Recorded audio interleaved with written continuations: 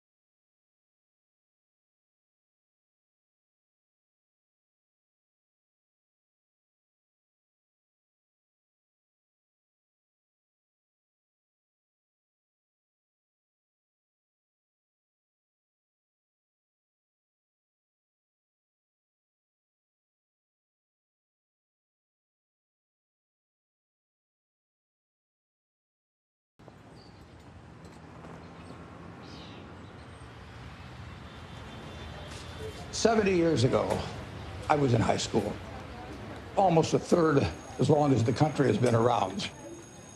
And when I was in high school, I really only had two things on my mind: girls and cars. and I wasn't doing very well with girls, so we'll talk about cars. But let's just imagine that when we finish, I'm going to let each one of you pick out the car of your choice. Sounds good, doesn't it? Pick it out, any color, you name it. It'll be tied up with a bow, and it'll be at your house tomorrow. And you say, well, what's the catch? And the catch is that it's the only car you're going to get in your lifetime. Now, what are you going to do knowing that that's the only car you're ever going to have and you love that car?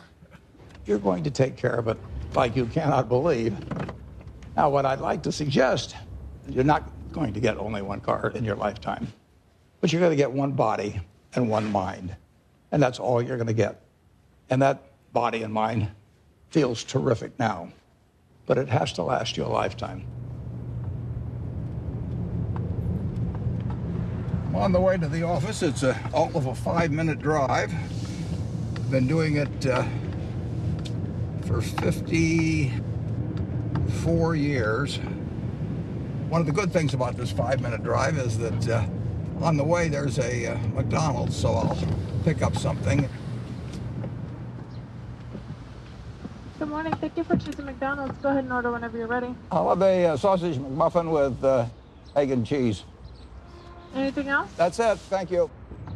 And I tell my wife, as I shave in the morning, I say either 261, 295, or 317. And she puts that amount in a little cup by me here, and that determines which of 3 breakfasts I get. Okay, 295. There's How the you two. doing, sir? Hey, great. You're on candid camera. I see. Hello, everybody. When I'm not feeling quite so prosperous, I might go with the 261, which is 2 sausage patties, and then I put them together and pour myself a Coke. Hi, how are you? 317 is a bacon, egg, and cheese biscuit, but the market's down this morning, so I think I'll pass up the 317 and go with the 295.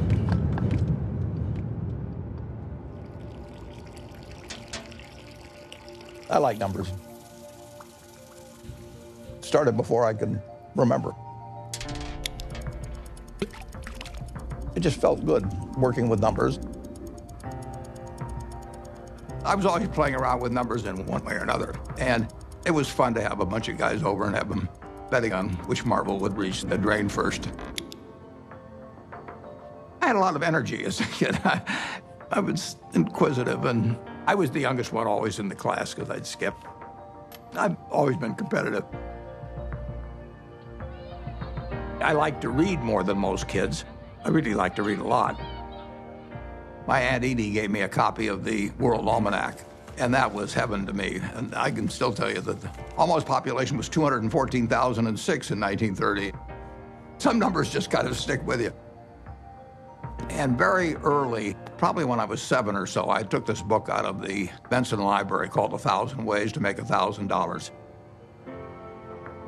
And one of the ways in this book was having penny weighing machines.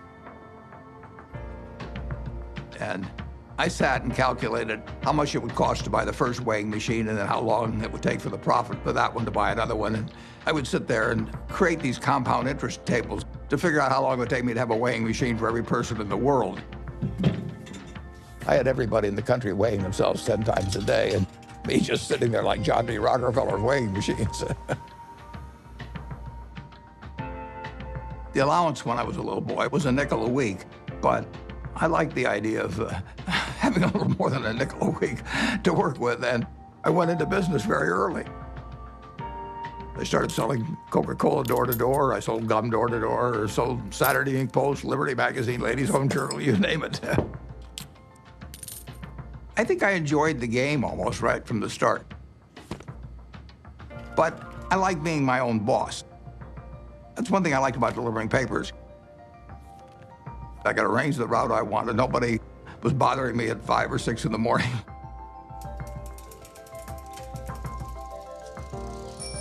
I was delivering 500 papers a day, and I made a penny a paper, but in terms of compounding, that penny turned into something else.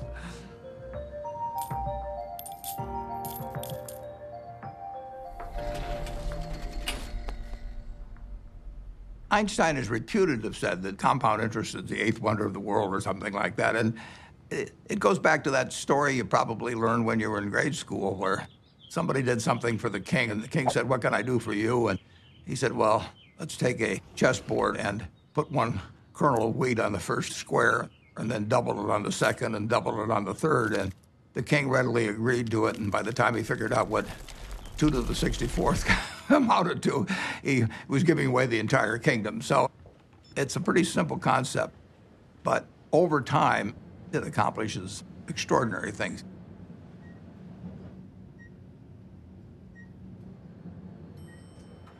Berkshire is an amazing company. It's 4th largest company in the Fortune 500.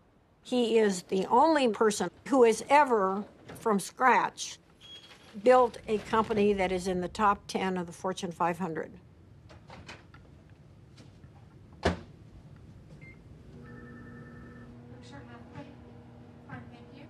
Well, Berkshire is a holding company of sorts.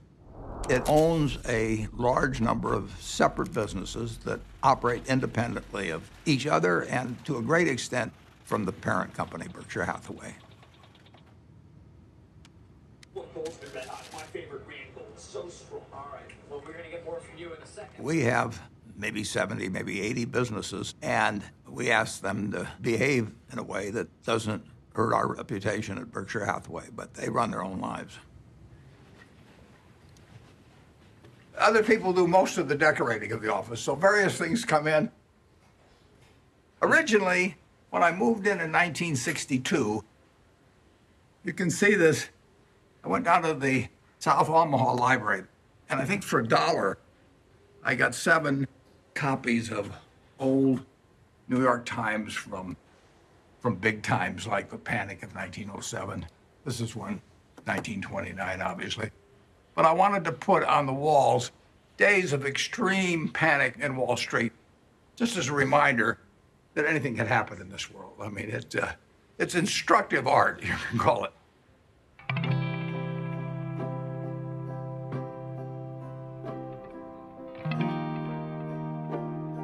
I was born in 1930 here in Omaha, Nebraska, during the stock market crash. Well, my dad lost his job in 1931, a year after I was born. He was a stock salesman, and he had what little savings he had in the bank, and so he started his own company. He worked right through the Depression.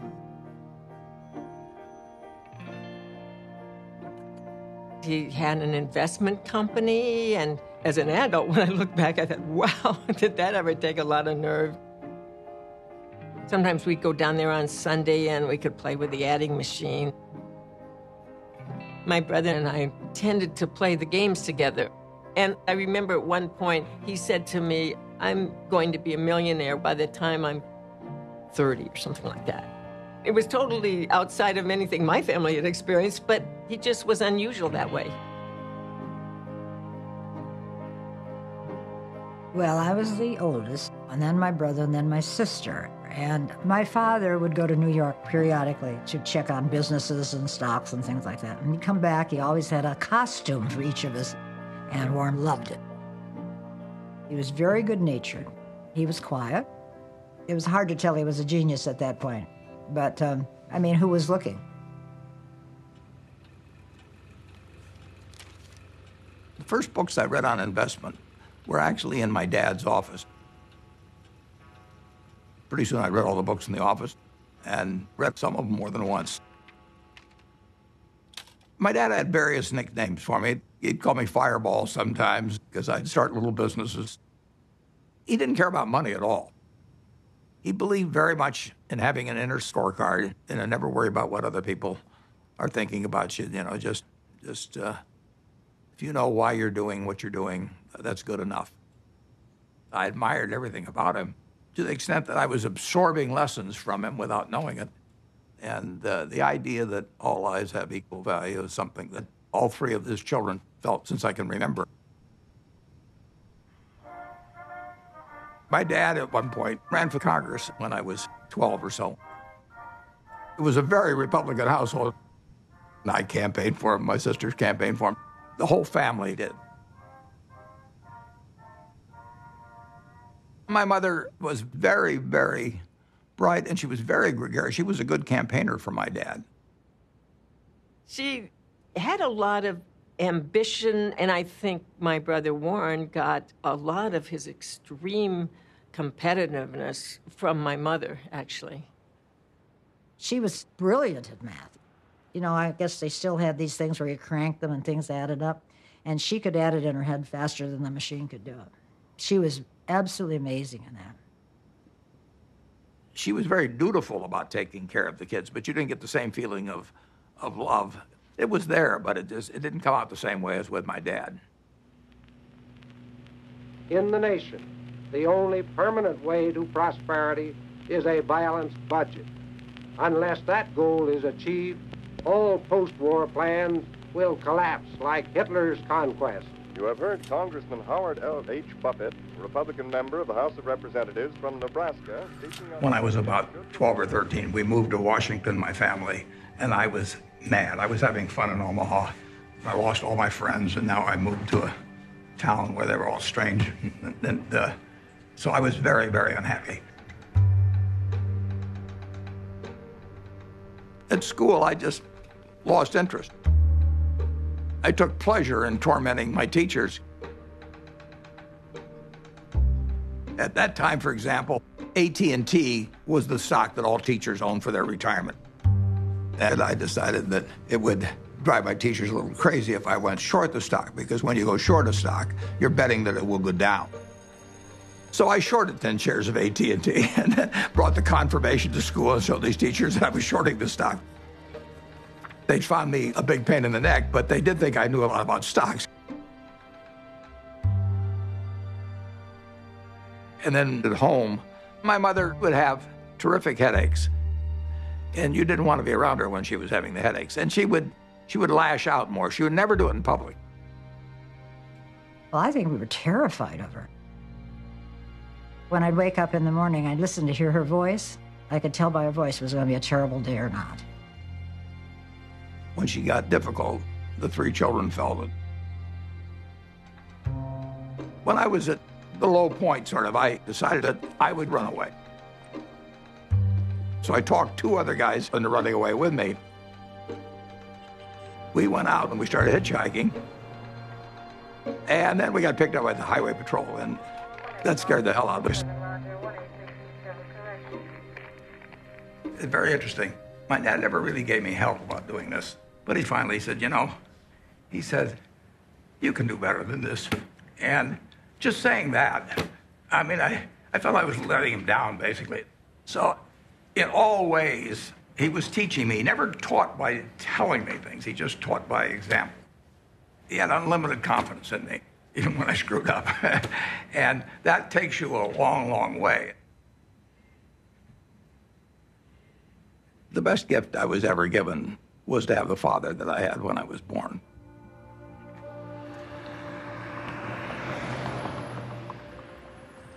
I didn't want to go to college. I was 16 when I got out of high school, and I was buying stocks. I mean, I actually was having a pretty good time, and I didn't see that there really was much to be gained by going to college, but my dad kind of jollied me into it. He had a roommate who was a friend of mine, and the roommate said it would just drive him crazy because he studied all the time when Warren would come in like 15 minutes before the exam and just ace his way through it. I finished in 3 years because I had enough credits, and I was in a hurry. I wanted to get out. When I got out of the University of Nebraska, I applied to Harvard Business School. They told me I was to get interviewed in a place near Chicago. I got there, and he interviewed me for about 10 minutes. And he said, forget it. You're not going to Harvard.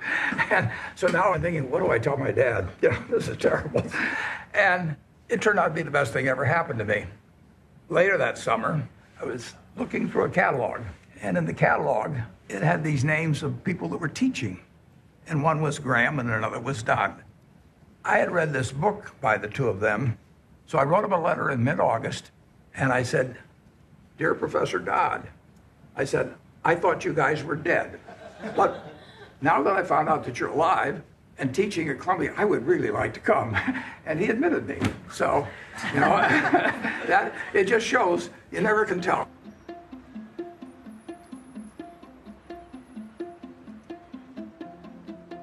Gentlemen, Professor Graham. Ben was this incredible teacher. I mean, he was a natural, and he drew us all in.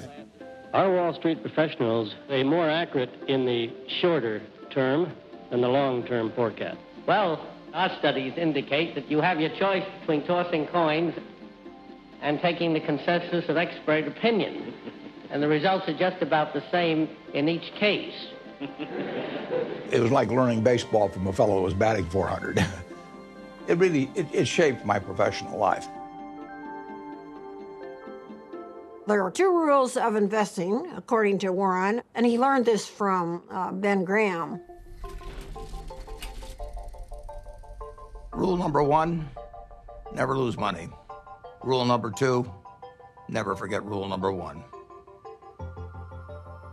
Ben Graham basically coined the term value investing. He believed in careful scrutiny of a company's financial statements and that if you bought value, it would eventually prove out. A few years ago, I went to Amazon, and sure enough, they had this manual there. So while reliving my youth, other guys were going to Amazon probably and buying old Playboys or something, but I bought old Moody's manuals instead. And when I got out of school, I started selling stocks. I was 20 years old at the time and looked about 16 and acted about 12. So I was not the most impressive salesperson anybody ever met. But what I would do was I went through page by page looking for possibly undervalued stocks. Is this like going through an old family album? Better.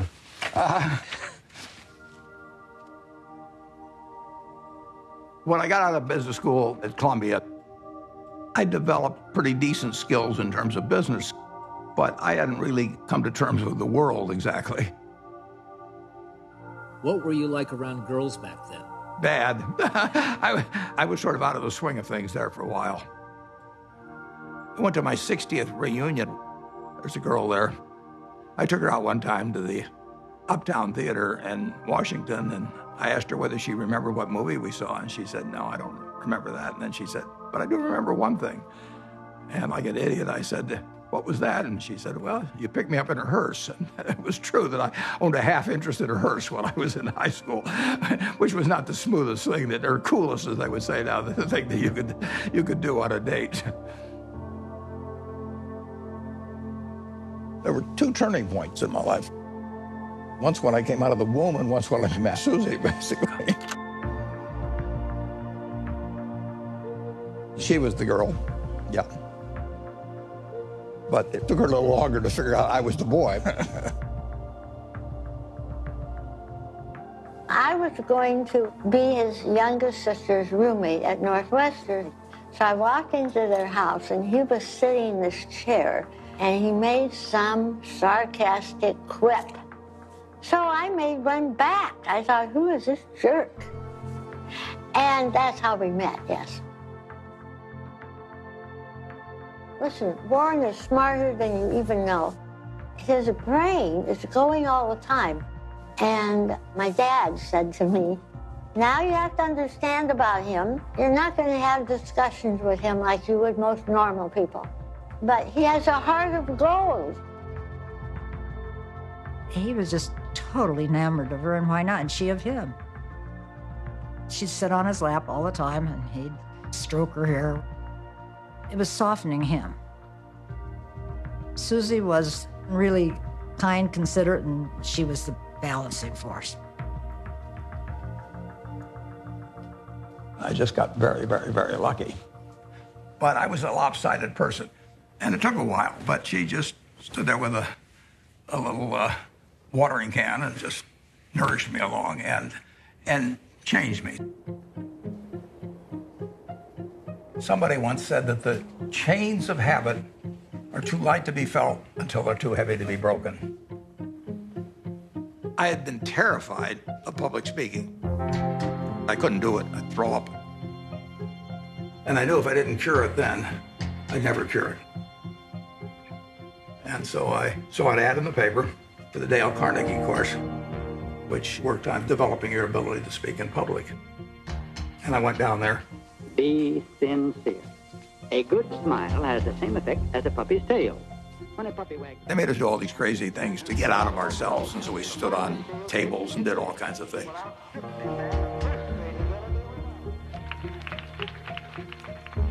If I hadn't have done that, my whole life would have been different. So in my office, you will not see the degree I got from the University of Nebraska. You'll not see the master's degree I got from Columbia University, but you'll see the little award certificate I got from the Dale Carnegie course. As a matter of fact, every week, the instructor would give a pencil to whoever had done the most with what we'd learned the week before. And so in the fourth or fifth week, I proposed to her mother, and she said yes. And so that week, I won the pencil, and I also got engaged. I mean, it was an incredible week.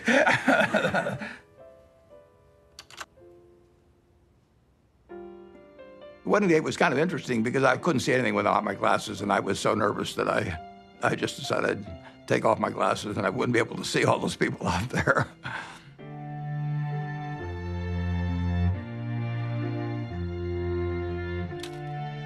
She was 19 when we got married, and I was 21. But she was so much more mature than I was, there's no comparison.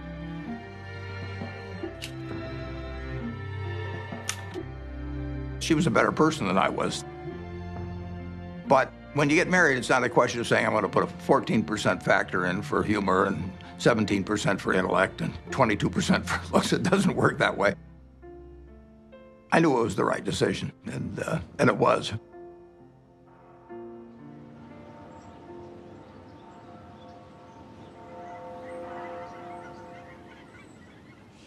You could live anywhere in the world. Why do you choose Omaha, Nebraska? Yeah, I love it. I was born about a mile from here, and I've never had a bad experience in Omaha.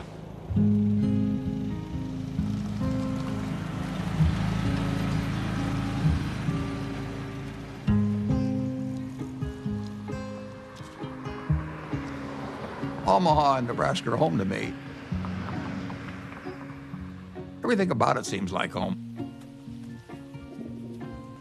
It's a pace, it's relationships. There's a lot of continuity, there's a lot of community, there's a lot of friendship. It's a very solid place and friendly place in which to grow up and in which to conduct a business.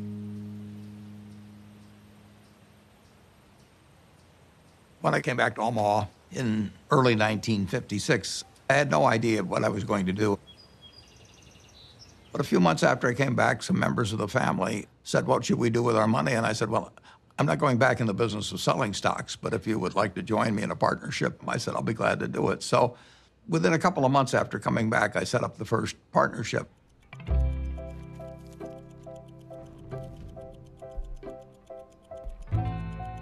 I wrote all the checks individually. I filed 11 income tax returns. I took delivery on stocks for all the different companies. I was a one-man band there for 6 years. Warren would sit upstairs in his little office there, and I would bring up the name of a company, and most of the time he knew much more than I did about the company. He'd know how many shares were outstanding, he'd know the capitalization, he'd know the earnings. It was absolutely incredible. I mean, when Warren said something, it meant a heck of a lot. And I think all of us paid a lot of attention to Warren when he took a definite stand on something. When I first met Warren back in 1959, I recognized immediately that he was a very intelligent person. For the last 4 or 5 years, the stock market has been booming along and presumably forecasting better business, which has really not materialized. So maybe the stock market is really correcting a previous incorrect forecast this time rather than making a new correct one. He made a lot of money buying thinly traded securities that were incredibly cheap statistically. Warren was at that time dealing with small companies, and his investments often were to buy a company that you could figure was a discarded cigar butt, but it had one more smoke in it. And he wanted to buy at the right time to be able to benefit from the one smoke. The first partnership started with $105,100. I put up the 100 and the other people put up the 105,000. And then at the start of 1962, I moved to Kiewit Plaza. And by the time I moved to Kiewit Plaza, we had $7 million invested, and a fair amount was profits. I was then renting a house. I never owned a house to that point. And then 2 years later, I bought the house I live in today in 1958.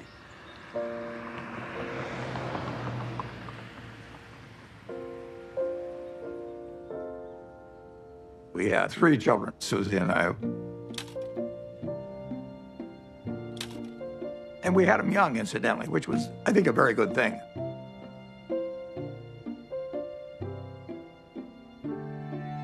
My daughter Susie was born here. I named her Susie just like that as soon as I looked at her, because she looked just like her mother. And she was a cinch. And then Howie was, this absolute bundle of energy, which made things very difficult for Big Susie for a while. Peter again reverted back to Susie's personality, and he was an easy child.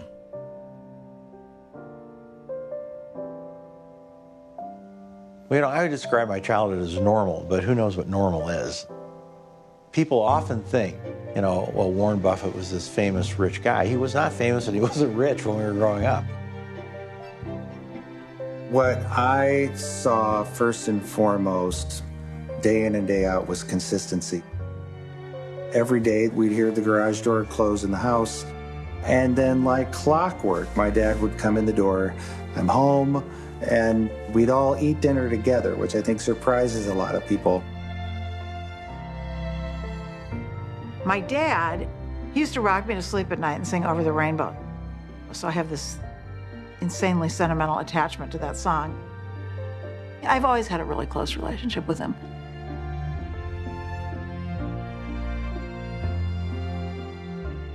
I've got 3 very different kids, and they've got a common heart, which they got from their mother. She did most of the work, by far, of bringing up the children, which was probably a good thing. They have more of her qualities than mine, which I would recommend. Well, my mom was the biggest part of my life growing up.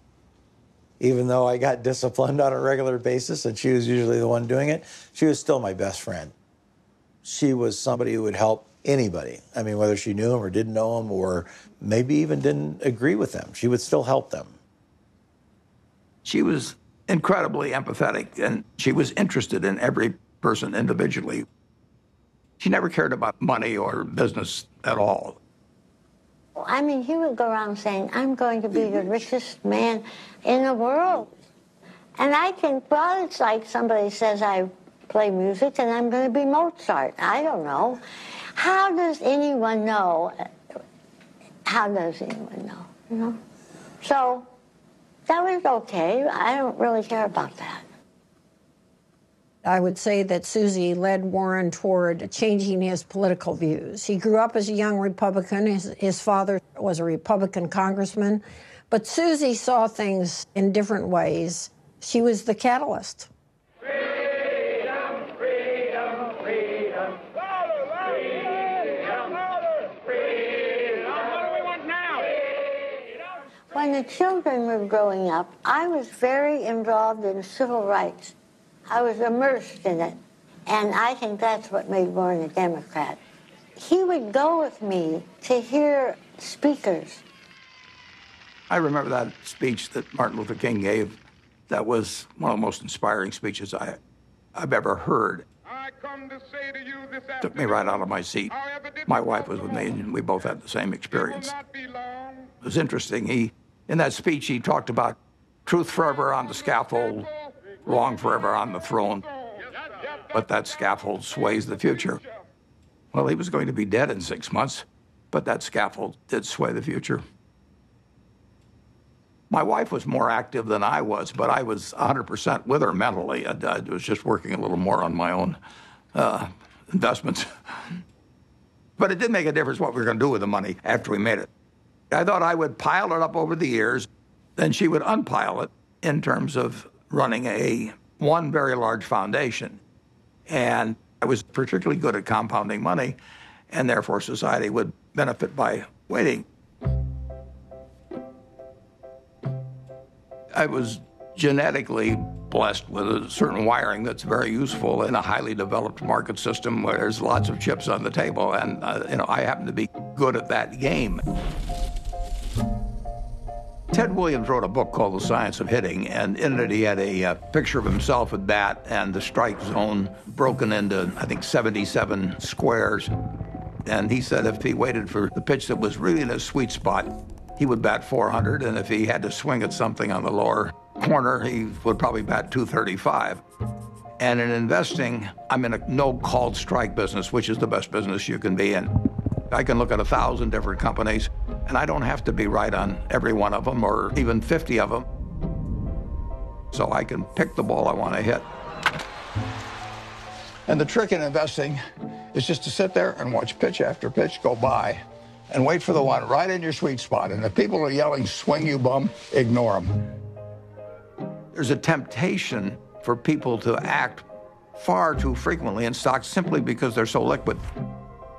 Over the years, you develop a lot of filters. And I do know what I call my circle of competence. So I stay within that circle, and I don't worry about things that are outside that circle. Defining what your game is, where you're going to have an edge, is enormously important.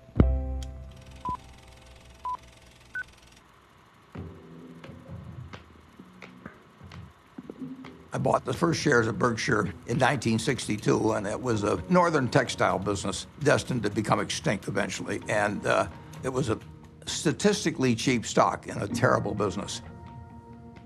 Berkshire Hathaway was closing mills, and as they closed mills, it would free up some capital, and then they would repurchase shares.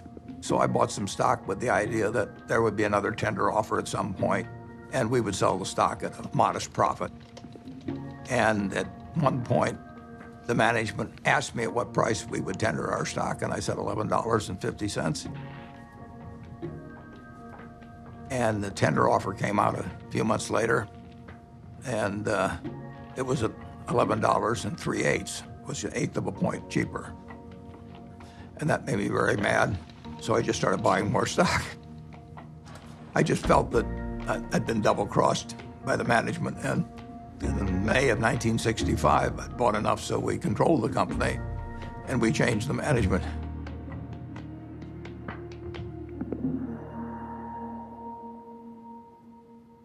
That was a pretty silly way to behave, as Warren has recounted in retrospect. One of the reasons Warren's successful is he's brutal in appraising his own past. He wants to identify misthinkings and avoid them in the future. But it was an accident that he chose Berkshire Hathaway. If the chairman hadn't tried to cheat him out of an eighth, there wouldn't have been any Buffett-Berkshire Hathaway history. If you're emotional about investment, you're not going to do well. You may have all these feelings about the stock. The stock has no feelings about you. Looking back, it's interesting, that tender offer, I didn't realize it, but it happened about 5 days after my dad had died. And whether that had affected me or not, I don't know. Do you remember your last conversation with your father? Yeah, but I don't want to talk about it.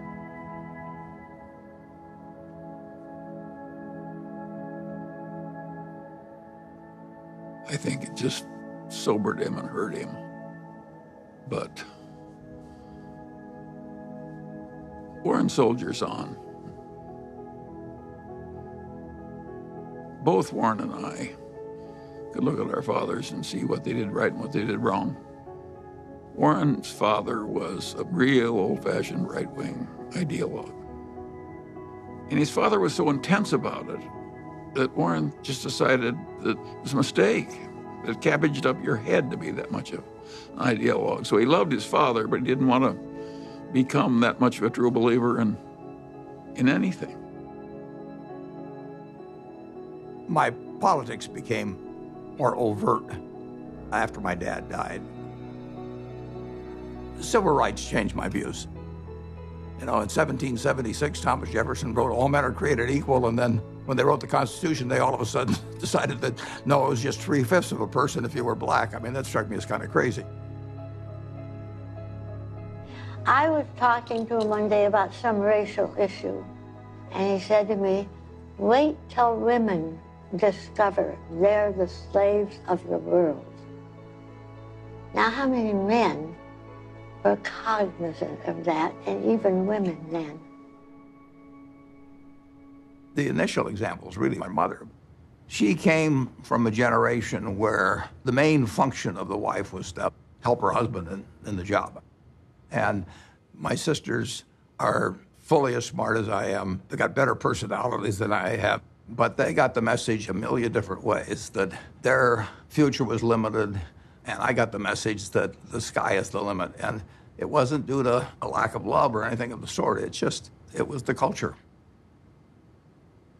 On the other hand, you can look at the flip side of that and say it's quite encouraging, because if you look at what this country accomplished only using half of its talent, you know, just think of the potential for the future. I'm enormously bullish on America over the future, and part of the reason is that we, by some rather stupid decisions, essentially put half our talent on the sidelines. Warren is probably the most rational person I've ever met. Charlie Munger would be a close rival. And Charlie became a man that Warren depended on heavily.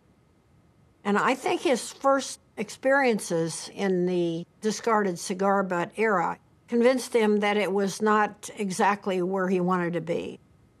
He'd made so much money for so long doing what he'd been taught by Ben Graham, which is to buy these very cheap stocks.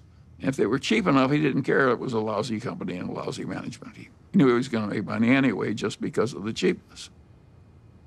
Charlie Munger has had a big impact on me in moving me toward looking for wonderful companies at fair prices rather than fair companies at wonderful prices. And that was enormously important because it enabled Berkshire to scale up in a way that would have been impossible to do otherwise. Yep. What are the key indicators you look for within companies before making an investment? Well, I look for something that does give them a moat around it. We have a company called See's Candy out on the West Coast. See's Candy is boxed chocolates. If you give a box of See's chocolates to your girlfriend on the first date and she kisses you, we own you. You know, I mean, we can raise the price tomorrow and you'll buy the same box. You're not going to fool around with success. So the key there is the response. You do not want to go home on Valentine's Day and say to your wife or your sweetheart, preferably they're the same person, you don't say, here, honey, I took the low bid. It doesn't work. Price is, to a degree, is immaterial. If you've got an economic castle, people are going to come and want to take that castle away from you. And you better have a strong moat. You better have a knight in the castle that knows what he's doing. You're not buying an asset. You're buying a name, you're buying a brand, you're buying a real franchise here. And Charlie was more responsible for that than anybody. We were mental partners right from the moment we met. I want to know, going back 50 years, what it was like when you first met Warren. Well, I thought he was a prodigy. And I got a lot of criticism. My wife said, why are you paying such enormous respect to that young man with a crew cut who won't eat vegetables? He's ungodly smart. He's got a much broader intellect than I do. And he's magnificent at being able to condense important ideas into just a very few words. If you're not interested in the economic scene right now, you're mentally dead. Charlie has no tact. All right, let's talk a little bit about bankers. Charlie on Friday compared them to heroin addicts. Yeah, well, that's colorful Charlie, but I would not have chosen that. I once wrote of him that when they handed out humility, he didn't get his fair share.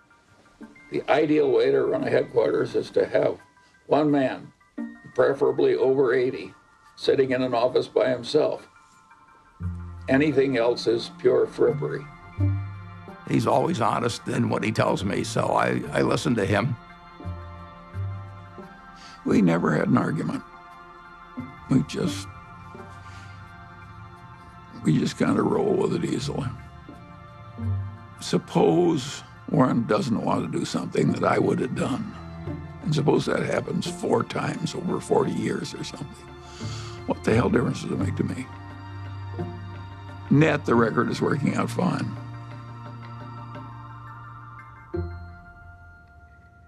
Both of us know that we've done better by having ethics. Warren's not interested in making money by cheating people. Warren's opinions of Wall Street investment bankers would not endear him to their mothers.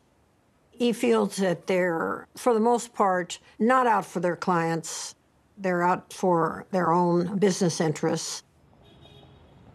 In the late 1960s, there were just a flood of accounting shenanigans and mergers built upon false accounting and misleading people. It was a time when a lot of charlatans were prevailing in Wall Street and were being applauded by Wall Street. And I understood what the game was about, but I didn't want to play in it. So I closed down the partnership at the end of 1969, and I took on the title of chairman for Berkshire Hathaway. Well, I think the modern Berkshire is pretty much all a reflection of Warren. I have constructed a business that fits me. It's kind of crazy to spend your life painting if you're painting a subject you don't want to look at. I've gotten to paint my own painting in business on an unlimited canvas, in a way. It's a different sort of place. I work with a great group of people that make my life very easy and that take good care of me.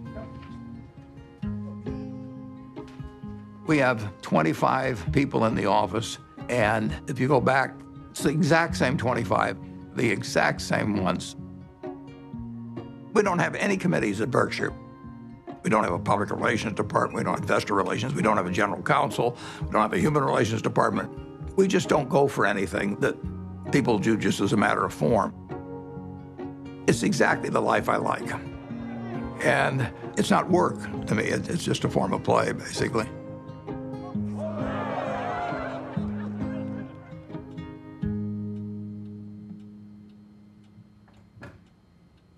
Well, I like things quiet.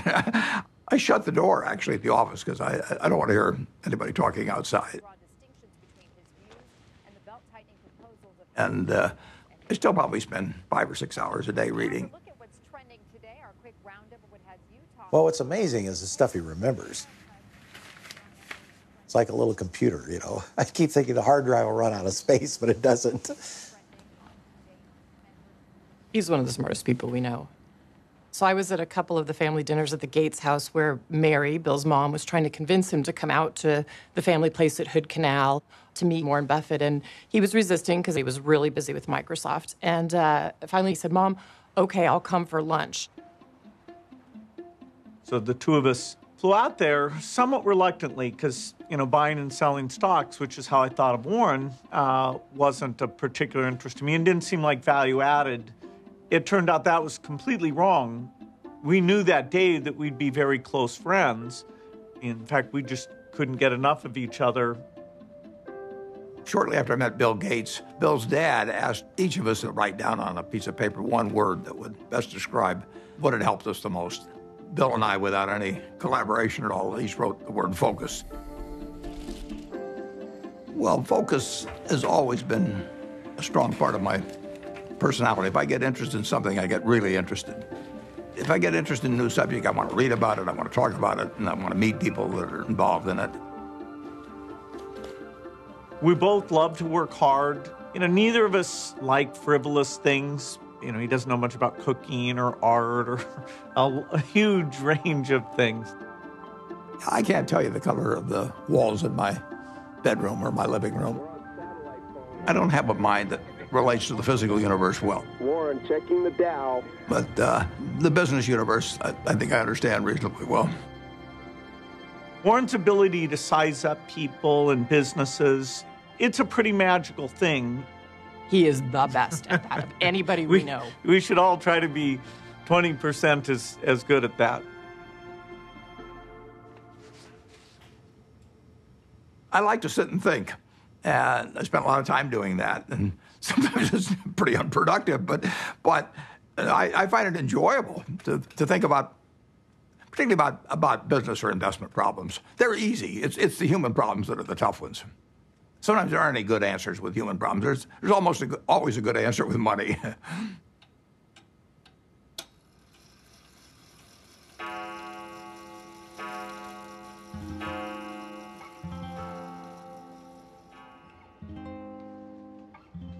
He was sort of a genius.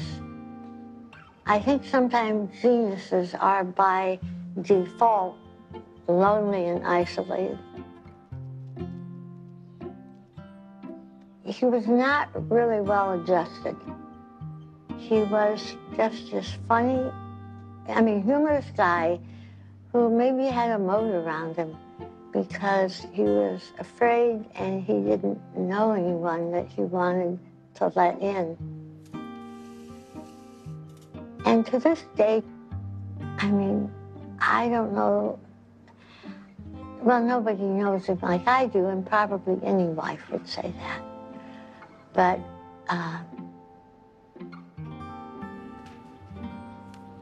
he's a loner in a sense.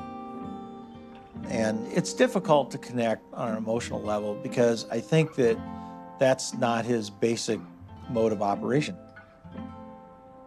He was there physically, but he was upstairs reading all the time. I always told my mother we have to talk in sound bites. I learned that early on, that if you start, going into some long thing, unless you've explained to him ahead of time that it's going to be a long thing and you need him to hang in there, you lose him. You lose him to whatever giant thought he has in his head at the time that he was probably thinking about before you came in and really wants to get back to. He's not like the rest of us. I don't think my dad ever took anybody for granted, but you are a little bit blind, I think, sometimes to what other people might be doing behind the scenes. And my dad's gotten a little bit of a pass. Warren can't find the light switch, and it's probably my fault. One time, years ago, when the kids were little, I was feeling really sick. I had the flu, so I lay down on the bed, and I said to Warren, will you get me a pan or something from the kitchen? I may not get to the bathroom. I feel so sick. He said, okay. So he trotted down to the kitchen, and I hear this bang, biff, boom, bang. And he comes up and he brings me a colander, and I looked at it and I said, look, honey, this has holes in it. Oh, okay. So he ran down, all this banging with him. He comes up and he puts the colander on a cookie sheet.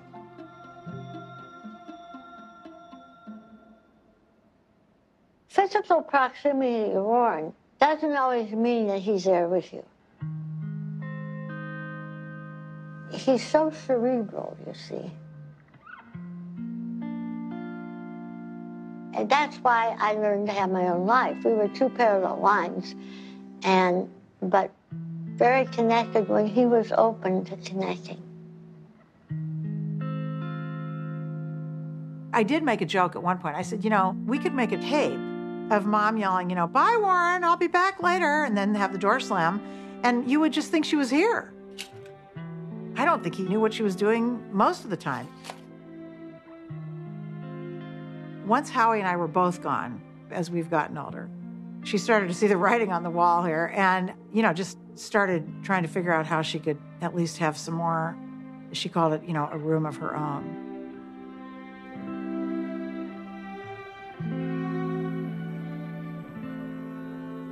The worst mistakes involve not understanding other people as well as you might.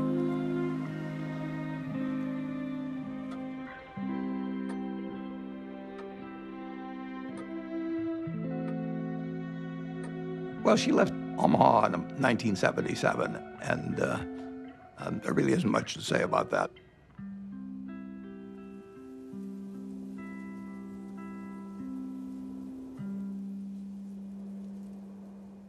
It was devastating for him. And I came home because I can't say I was mad at her exactly, but I kept thinking, how can you leave him? He can't function by himself. So my mother, she'd asked a bunch of her friends to sort of look in on him. And Astrid was one of them. So I called Astrid. I said, Astrid, will you take one, make him some soup, go over there and look after him because he's not going to make it. And it took him a while to figure it out, but he figured it out. I said, I'm not leaving you because I'll be wherever you want me when you want me. My mom moved to San Francisco, and I think one of the reasons it was important for her to leave Omaha was because she just felt like she was kind of trapped in this environment, that everybody knew who she was, that she, couldn't have her own identity. He knew that there's something she needed to do, and that she really recognized that the money gave us all and her a choice in a lot of ways that a lot of people didn't have. There was a time Warren was getting criticized, that here was this very, very rich man who was getting richer every year and really wasn't giving a lot of money away. And there was terrific criticism by some people, which Warren never said anything about. The biggest thing in making money is time. You don't have to be particularly smart, you just have to be patient. Susie didn't want to wait as much as I did, but she never quite appreciated compounding like I did. That is a disagreement we have. I run a foundation now. I think we should be giving more money away. But I understand why we don't, because it's business. To me, the crux of it is that it wasn't the money itself. You can see that in the way he lives. I mean, he doesn't buy huge paintings or build big houses or anything like that. It's all mental with him. And the money is his scorecard. And he used to say to me, everybody can read what I read. It's a level playing field. And he loves that because he's competitive. And he's sitting there all by himself in his office reading these things that everybody else can read. But he loves the idea that he's going to win. I'll tell you how you do it. Have you ever seen a juggler juggle 25 milk bottles? How did he ever get to do that? The answer is he started with 1 bottle, then 2, then 3, and just kept doing it, and pretty soon he was at 25. And that's the way we did it. So basically, we started out with cash and ended up buying a bunch of businesses, including insurance companies. Insurance is in itself a profitable business, but it has the additional advantage of creating something that's called float. And float is the money that hangs around Berkshire while a claim is waiting to be paid. And Warren turned out to have an extraordinary ability to use the money thrown off by the float to buy companies that fed the growth of Berkshire. In 1983, Mrs. B cashed in on her business by selling control for $55 million to a company owned by investor Warren Buffett.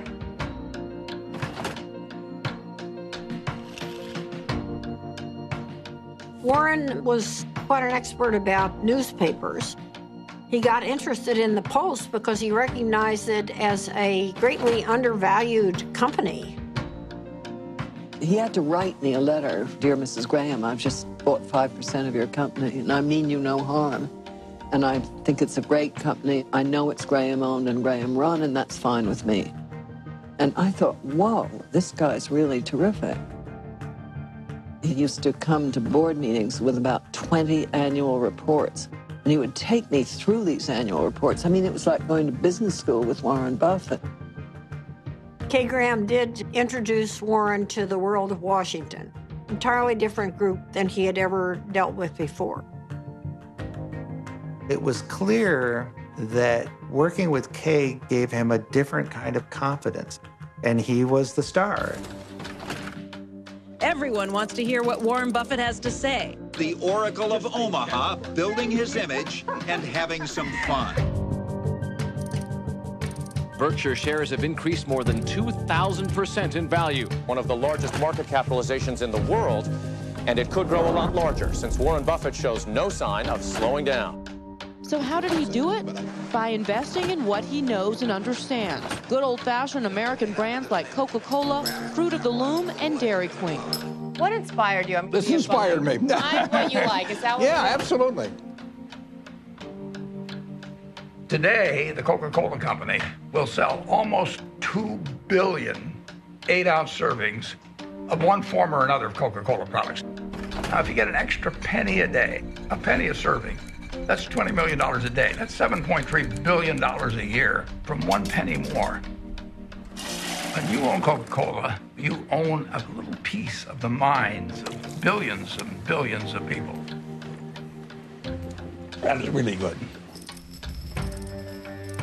Who's got the most $100 bills these days? Well, his name is Warren Buffett in this country, and he has just displaced his friend Bill Gates as the richest businessman in the world.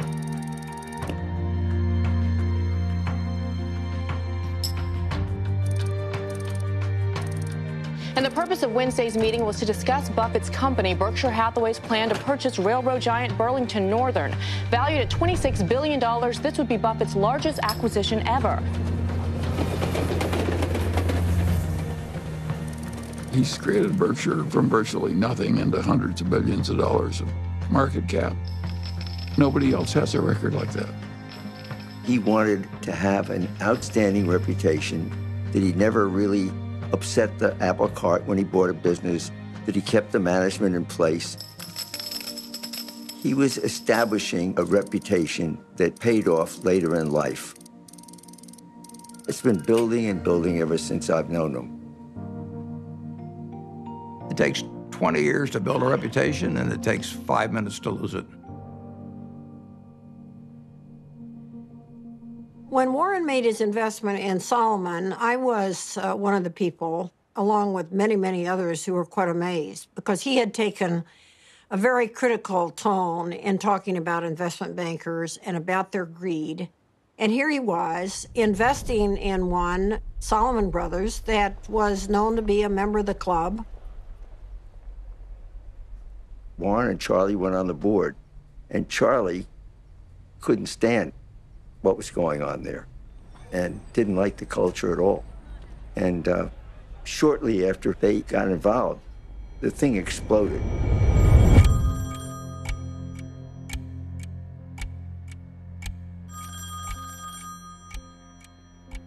In 1991, on a terrible day in August, I got a call, and the two top officers of Solomon were on the other end, and they said that we have a problem. This is NBC Nightly News. Good evening. It is the kind of scandal that rocks Wall Street and raises questions about the integrity of our financial institutions. With the giant securities firm of Salomon Brothers under investigation for improper trading of Treasury bonds. Salomon admitted it exceeded the limit of trading in government bonds, once by buying bonds in the name of a customer who didn't even know about the deal. Salomon Brothers is under investigation by the Treasury Department, the Federal Reserve, the SEC, and the Justice Department. But more important than the fate of the firm itself is the impact their actions could have on the public trust and on the credibility of the American market worldwide.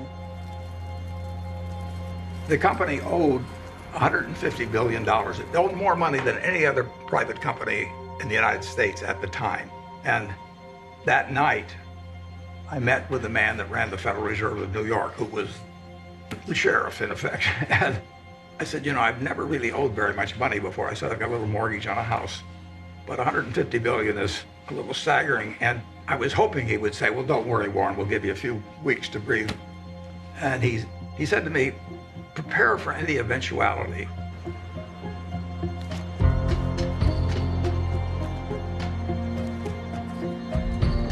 Earlier today, the U.S. Treasury Department announced that it had suspended Salomon Brothers from participating in the auction of new issues. It was one more jolt for a scandal-scarred Wall Street. The Fed was in effect saying, you're an evil force and we don't want you trading our bonds. It was a huge turning point for Warren. And he believed that at that particular point, his reputation was on the line.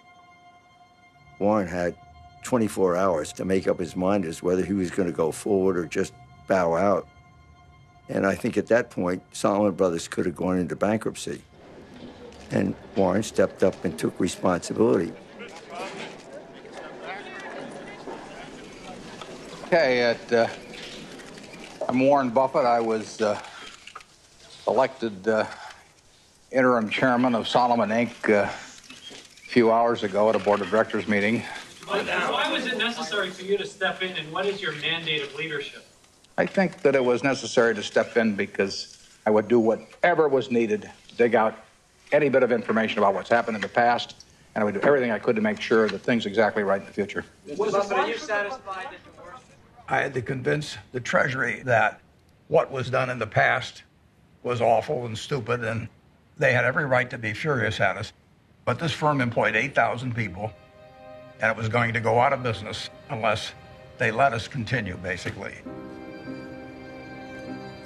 Warren believed that there was a too big to fail scenario. The term was not used then, but he believed that Salomon was too big to fail.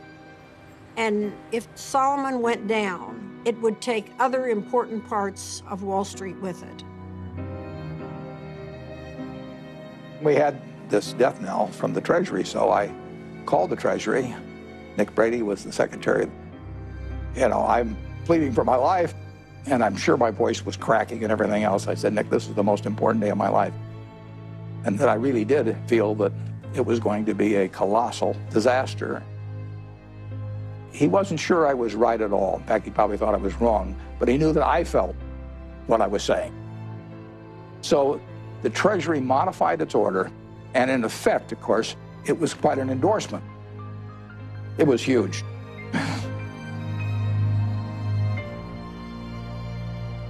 It saved Salomon. Nick Brady went with Warren because he trusted him. It shows how having a good reputation is really helpful in life.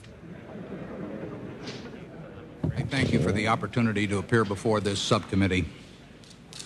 I would like to start by apologizing for the acts that have brought us here. The nation has a right to expect its rules and laws to be obeyed. But I also have asked every Salomon employee to be his or her own compliance officer. After they first obey all rules, I then want employees to ask themselves whether they are willing to have any contemplated act appear the next day on the front page of their local paper to be read by their spouses, children, and friends. If they follow this test, they need not fear my other message to them. Lose money for the firm, and I will be understanding. Lose a shred of reputation for the firm, and I will be ruthless. I welcome your questions.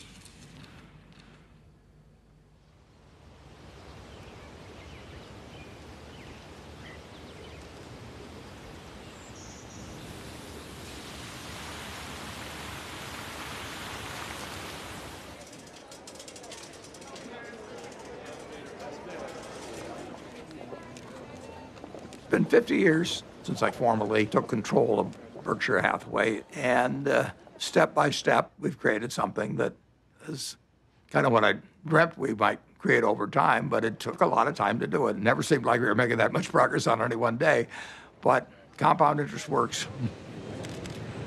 When you think back 50 years ago when you founded this company, did you ever imagine it would be the 5th largest company in the world? No, I didn't. But if I was thinking about it, I wouldn't have thought in terms of being the 5th, or the 4th, or the 3rd. You would have wanted number 1. Well, I mean, if you're going to dream, you might as well dream.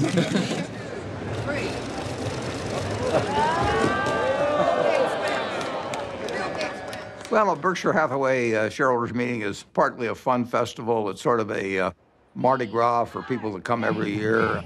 It's a chance for us to have a lot of fun and meet the people that have entrusted us with their money. Well, we used to have just 30 people in a cafeteria, and now we have this huge public spectacle. Celebration is part of making a group of people work well together. It's a celebration. We are glad you're here at our meeting.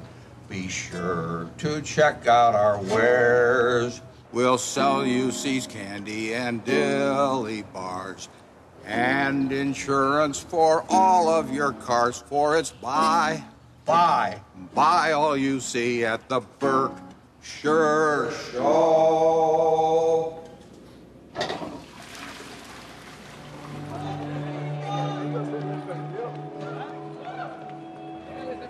He truly loves to do what he does.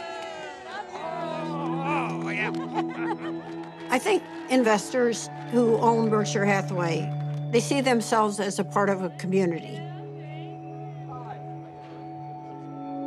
There are more long-term holders of Berkshire than any company.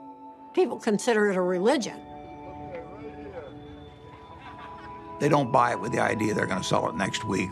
I think most of them buy it with the intent of holding it for their lifetime, just like they'd buy a farm or buy an apartment house. At Berkshire, everybody gets the same information from the comprehensive annual report. We don't meet with the analysts. I'm not interested in what an analyst thinks about Berkshire. I'm interested in what the owners of Berkshire think about Berkshire. He came out of a private partnership where people he knew were trusting him. And he had his relatives in the partnership, and they were not rich. And as it got bigger, started treating everybody else the way he treated his relatives. In terms of our feeling toward the people who are shareholders, we regard them as our partners. They're not some faceless group of people. And that's why at the annual meeting, I love seeing 40,000 of them. It gives real meaning to what we're doing every day. Let's try. If you knew Susie like I know Susie, we just have a lot of love and respect for each other, and that's never changed. I don't go to most things in Omaha because I think Astrid lives there with him, and that's for her to do. And then we do all kinds of things. Strange as it may seem to people, I always think, who cares? If it's working between the people who are directly involved, who cares what anyone thinks? And my mother and Astrid were very close. They really, really loved each other. And I think that my mother was glad that she was there because she loved my dad. She wanted him taken care of and happy, and there's no one better than Astrid. I mean, she loves my dad. She wouldn't care if he had 1 cent. Well, Astrid has lived with me for a long time. She's done wonders for me. It worked well, but I don't think it'll work for lots of other people necessarily. Susie and I loved each other, and we admired each other, and we were totally in sync with what the other was doing, but we were two different individuals.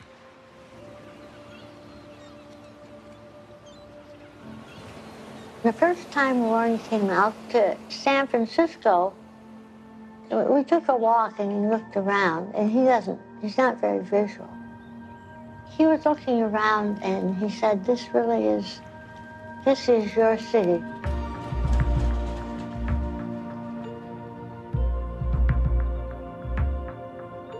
I am so drawn to color and light and form and nature that he thought it was a good place for me. Over the years, I've developed a better understanding of human nature. I can learn a lot about investments out of a book, but I don't think you can learn as much about human beings.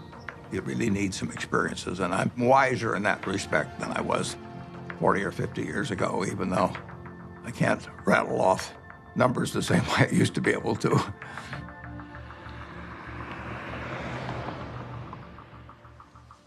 Well, I think that what we do reflects who we are.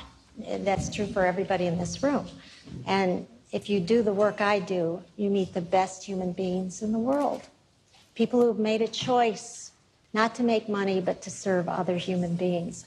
I think it's the best kind of life anyone could have. I was with her in Arizona at this Fortune Most Powerful Women's Conference, and she told me that she'd had a biopsy the day before, and I didn't really think much of it. Then we got home, and the biopsy results were not good. It was stage 4 oral cancer. I was on my way to a board meeting in India, and I remember saying to her, I'll see you when I get back. And she rarely cried, and she just started crying. I said, no, you need to stay here, and you need to come out for the operation. So we were all there, and the day she was going into the surgery that morning, my dad, it's funny, there's some of it he just can't, he just can't. The thought of something happening to her was just, for him, it was just the worst thing that could happen. She knew it was going to be really difficult. She knew the recovery was going to be brutal. So I think that she had that surgery for others. It was quite a big surgery. She couldn't talk, she couldn't swallow, she couldn't eat. But she came out, and I really was with her for the next 4 months or so. And my dad came out every weekend.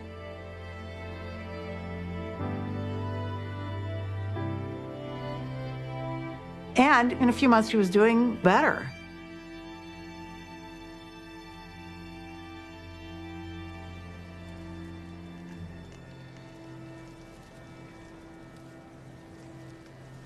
She and my dad had gone to Cody, Wyoming, which they did every year with a bunch of friends.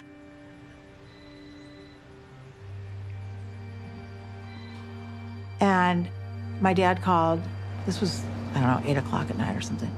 And he said, something happened to Mom. I'm in an ambulance. You need to come. I actually thought something had happened to my dad. I don't know why I thought that, but I guess I thought, my mom had this recovery, it was successful, and why would anything happen to her?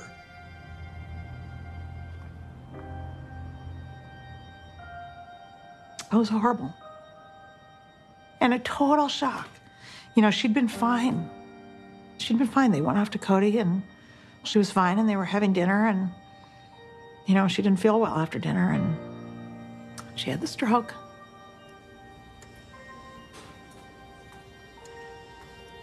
We went into the hospital room, and my dad was sitting there. He'd been sitting there all night, holding her hand. I was so proud of him, because when it came down to it, he knew what he was supposed to do, and he did it, which was nothing. So my dad went to sleep, and I sat with her, and I just kept putting my hand on her heart to see if she was breathing. And at one point, I didn't feel anything. So I went out and I got the nurse. And I said, can you come in here? And she said, no, she's gone. So I have to say one of the worst moments of my life was waking my dad up to tell him that.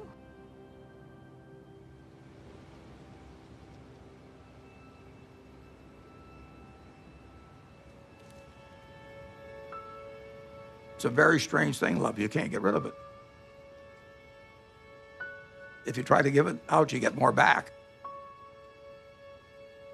If you try to hang on to it, you lose it.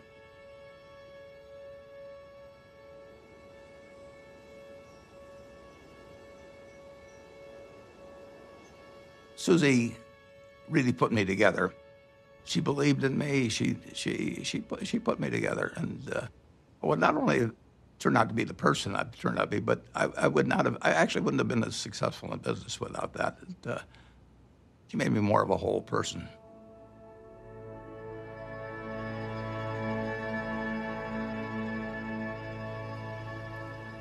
He went dark, essentially quiet and inward for a certain amount of time. You know, my dad is a solitary guy, and he had lived essentially a solitary life in a lot of ways. I think it came down to him figuring out how he was going to get through this tunnel and get out the other side.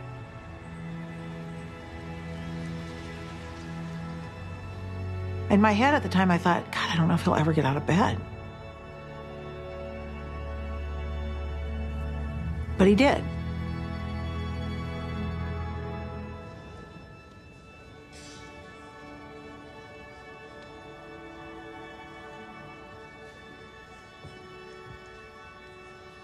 Welcome.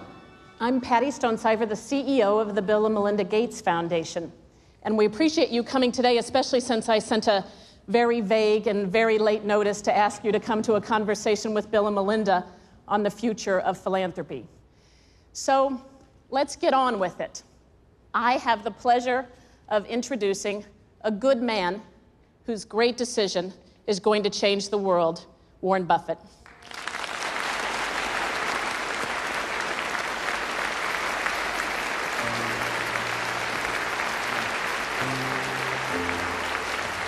A remarkable decision tonight from one of the richest men in the world.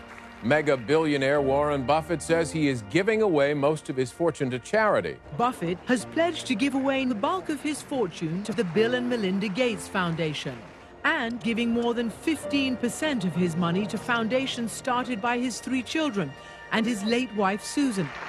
One global health activist called what Buffett did today one of the most remarkably selfless acts that history will ever record. That's a better hand than I get at a Berkshire Hathaway meeting. I'd like to thank you for coming. It's a great day for me. It's a great day for my family. My wife, Susie, and I had planned that whatever I made would go back to society. And originally, I thought she would outlive me and that she'd make the big decision on it. But since her death, I had to rethink the best way to get the money into society and have it used in the most effective way. And I had a solution staring me in the face. It was completely out of the blue. I mean, amazing. The largest single gift ever given was what he gave away that day. I'd like to ask the people representing those various foundations to come out. First 3 letters are easy to sign. I just signed Dad.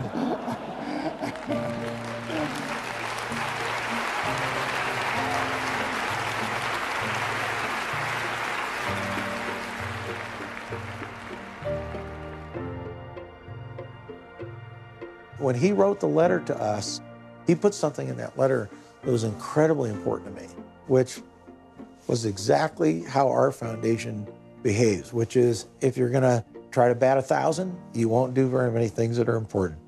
But if you're willing to basically strike out a few times, you can really change something big. ICCN!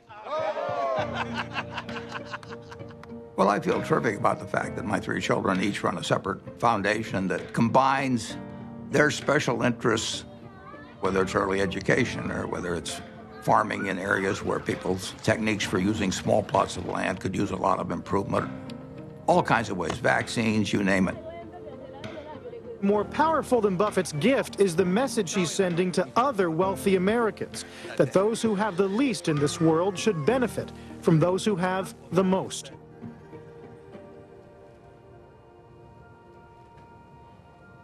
In my entire lifetime, everything that I've spent will be quite a bit less than 1% of everything I make. The other 99% plus will go to others because it has no utility to me. So it's silly for me to not transfer that utility to people who can use it. It's doing me no good.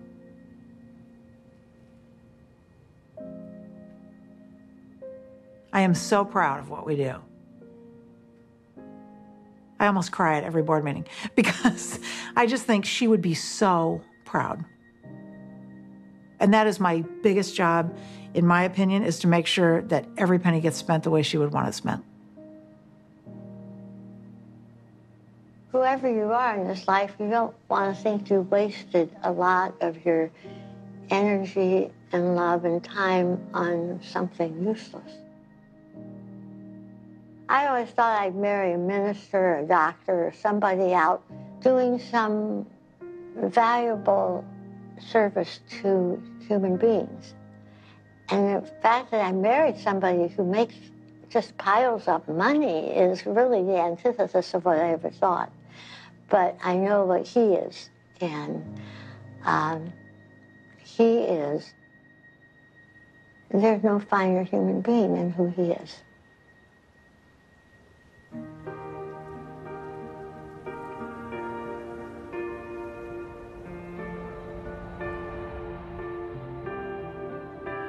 The truth is that I'm here in my position as a matter of luck.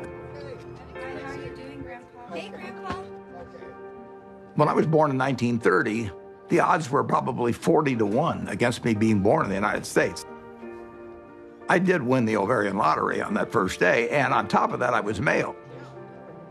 Put that down as another 50-50 shot, and now the odds are 80-1 against being born a male in the United States. And it was enormously important in my whole life.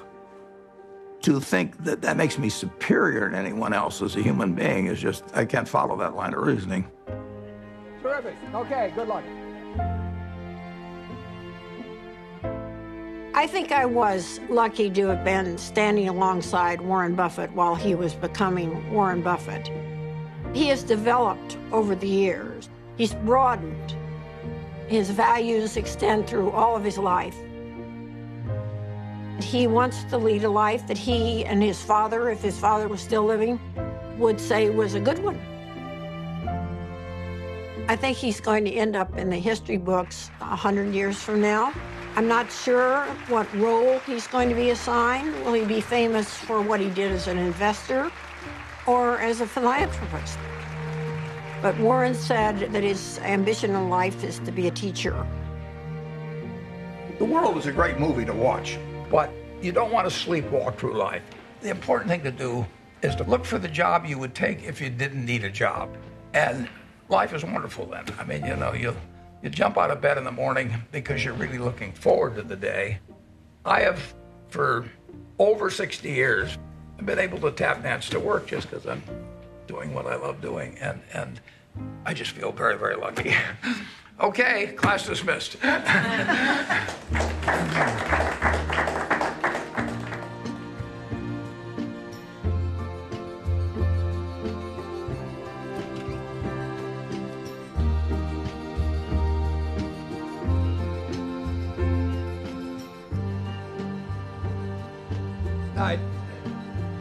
Do you fear death? No, I don't. I've had a terrific life. I feel, you know, it's going to happen. And I have no idea what happens after it. I'm an agnostic, so it may be terribly interesting. It may not be interesting at all. We'll find out. But physically, I'm pretty well depreciated. I'm getting down to salvage value.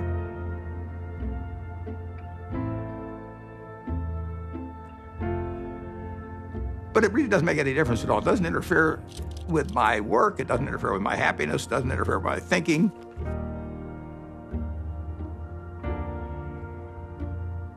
I don't feel any diminution in my enjoyment of life or enthusiasm for life at all. In fact, in a sense, the game that I'm in gets more interesting all the time. It's a competitive game, it's a big game, and I enjoyed the game a lot.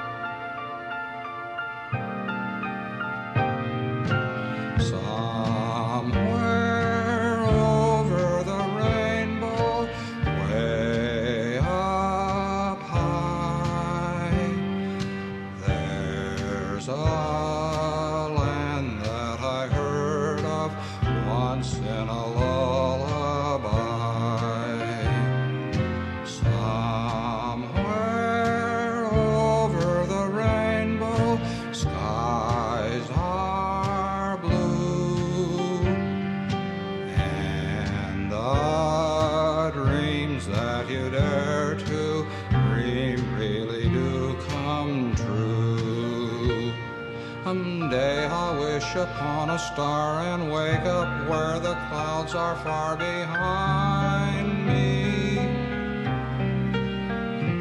where troubles melt like lemon drops away above the chimney tops. That's where you'll find me, somewhere over the rainbow. Bluebirds fly, birds fly over the rainbow. Why then, oh, why can't I?